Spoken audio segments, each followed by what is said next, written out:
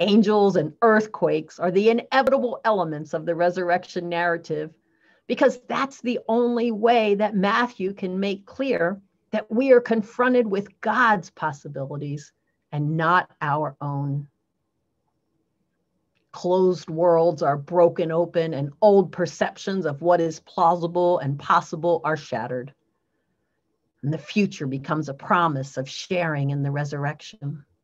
Change is happening. New life is coming. And as a result, the women were not allowed to linger at the tomb.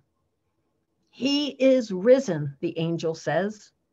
Now go to the disciples and tell them Jesus has been raised from the dead, and he is going ahead to Galilee, and you will see him there. And so the women take off with great joy and fear. And along the way, they meet Jesus. And they grab him and worship him, just as we all should do when we are in his presence.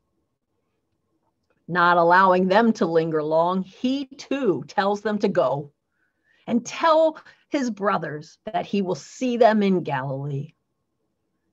And Jesus is still sending the same message to us today.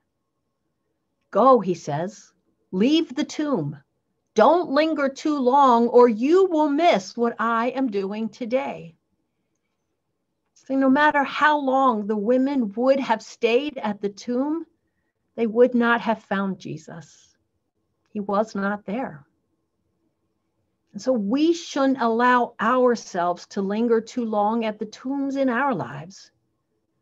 Tombs represent death. They represent the end.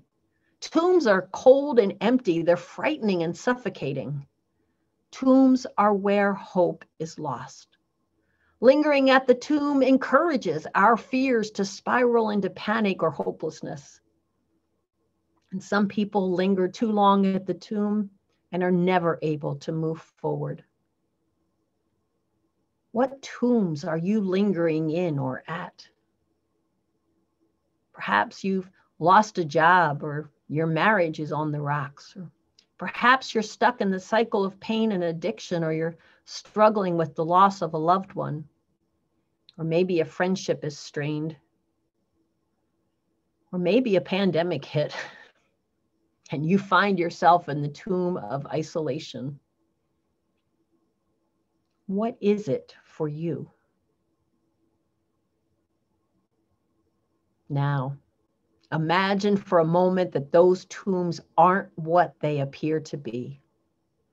Everyone thought on Friday that the tomb was the end for Jesus, but Sunday came, and so did the resurrection. What if what feels like a tomb for you is actually a cocoon? What if instead of being a final resting place of death, it's actually a place of preparation for the new life that God is preparing for you?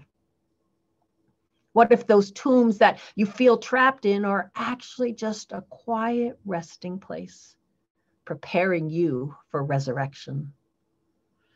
What if it feels like the end, but it's really a new beginning for you?